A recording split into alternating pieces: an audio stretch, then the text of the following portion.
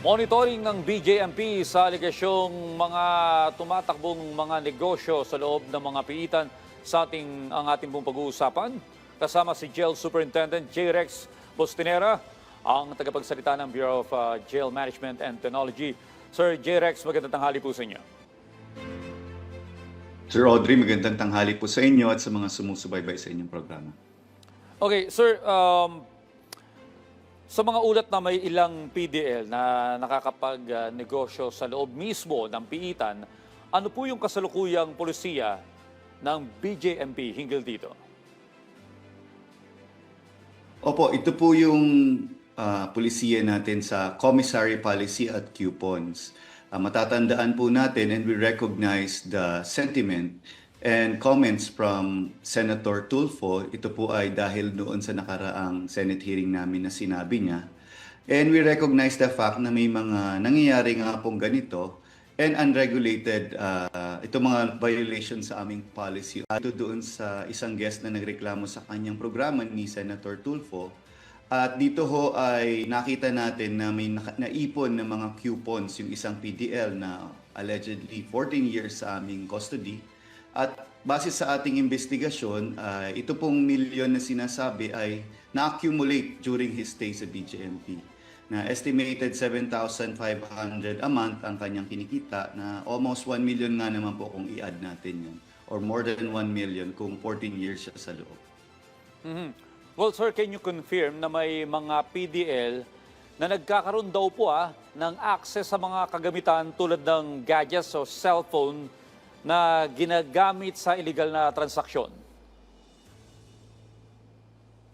Ang policy po ng BJMP is no gadgets kahit anuman, kahit sino pa yan at walang VIP treatment. And patuloy po every month ang aming pagkandak ng Greyhound operation. May mga nakukumpiska tayong cellphones, even sa mga dalaw na papasok sa loob ng jails natin. So it is isolated cases kung may mga makakagamit po ng cellphone and piniprevent at pinipigilan ng BJMP naman po ang pagkalap nito sa loob ng piitan. Well, ano po yung monitoring system ng pamunuan ng BJMP para matiyak na walang hindi otorisadong negosyo? Katulad nga po nung pulisiya natin, naglagay na po tayo ng policy on jail commissary na kung saan isang tindahan lamang ho yan, otorisado lamang ng BJMP ang laman sa loob ng piitan. Dahil ito po ay nasisiguradong walang kontrabando at walang pag-overprice.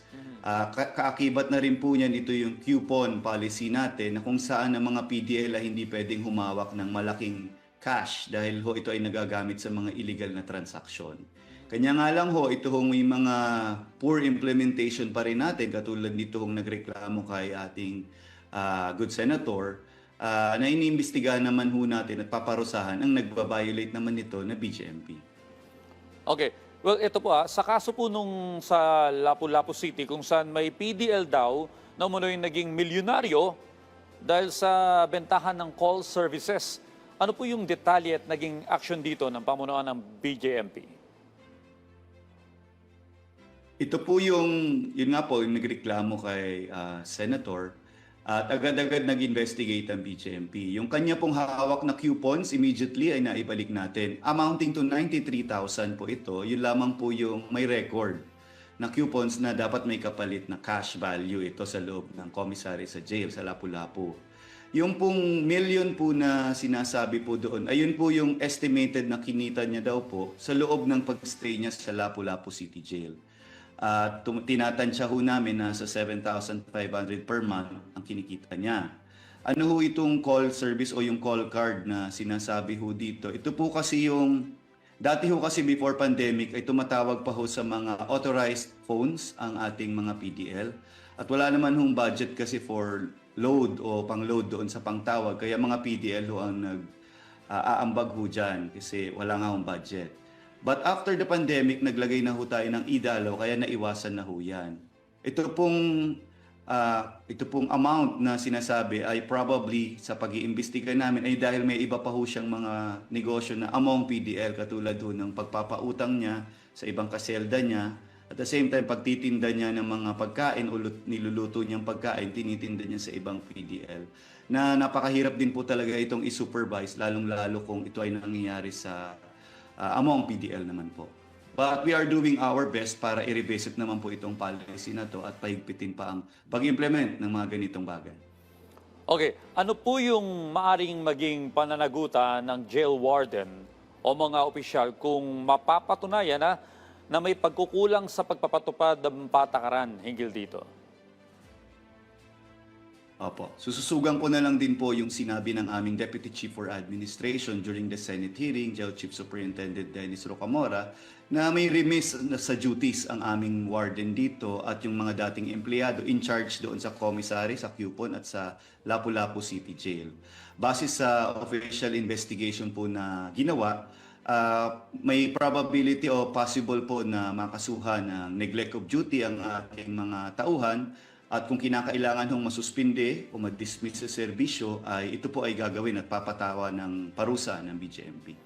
Okay sir, paano niyo po tinitiyak na yung komunikasyon ng mga PDL ay limitado lamang sa kanilang mga otorisadong contact tulad ng kapamilya o even yung kanilang abogado?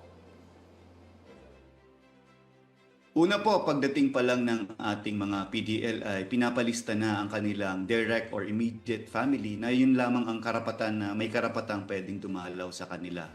Ganon din po, dahil na rin sa pandemic, a lesson learned na dinala na natin ay idalaw ay talagang implemented na. Kahit hindi na pumunta ng piitan, pwedeng makausap, pwedeng tumawag ang kamag-anak nila, video call or audio call. Through the internet na may budget na po ang BJMP sa ngayon. At ito ay recorded, monitored at may bantay kada tawag nila. So far ito po yung mga pulisiya na at mga initiatives na ginagawa natin ngayon. Para naman of course makapag-communicate sila sa labas, kanilang kamag-anak, para sa pangangailangan nila. And at the same time, controlled ang security ng ating communications. Okay sir, bagamat meron ng polisiya at sistema ang BJMP, sa inyo pong pananaw, ano po ba yung pinakamalaking hamon pa rin na kinakaharap ninyo sa pagpigil mga ganitong uri ng activities sa loob ng piitan? Of course, ang ating digital infrastructure, sir. So right now, more on video calls and kung anong ginagamit sa hearing. As suggested by Senator Tulfo, it is high time for the BJMP to incorporate modern and digital communication monitoring system. Katulad sa ibang bansa na monitored ang even ang phone call. And we are also, of course, thankful for Senator Tulfo for bringing that up dahil po it's an opportunity for us to request for additional budget para matugunan naman po ang infrastrukturang pangkomunikasyon sa mga PDL at sa buong BJMP. Alright sir. Well, sa iba pa pong usapin, kaugnay po ng balita kagabi pa lamang sa pagkakaaresto kay dating Congressman Saldico. Paano po ito pinaghahandaan ng BJMP sakaling makabalik na ng Pilipinas ang dating mambabatas? Matagal na hong pinaghandaan ng Bureau of Jail Management and Penology ang pagkakakulong nitong mga nasasangkot sa ating maanumalyang flood control. Matatandaan ho natin na ang ating Secretary DILG, Secretary John Vic Rimulya, ay nagkandak na ng inspeksyon ng ating mga jail facilities na possible pagkulungan noon at may nakulong na ho tayo ngayon. May former senator and DPWH officials na nakakulong na, even ang contractors. At kung madadala naman ho siya dito sa atin, sa ating bansa, at kung may order ho ang isang competent authority katulad ng Sandigan Bayan o kahit ang ating mga korte, itatanggapin ho ng BJMP. Bilang panghuli sir, ang inyo pong mensahe sa ating mga kababayan. Makakaasa ho ang ating kababayan na sumusunod ho ang BJMP sa ating mga pulisiya. Wala ho tayong kinikilingan, mahirap o mayaman, pantay-pantay ho ang pagtrato namin. At with that, patuloy lang ho kami maglilingkod for safekeeping and providing developmental opportunities to our persons deprived of liberty sa ating city, district at municipal jails nationwide. Thank you. Alright, maraming salamat po sa lahat ng impormasyon na ibinahagi sa amin. Jail Superintendent J. Rex Bustinera, ang tagapagsalita ng BJMP. Maraming salamat, sir.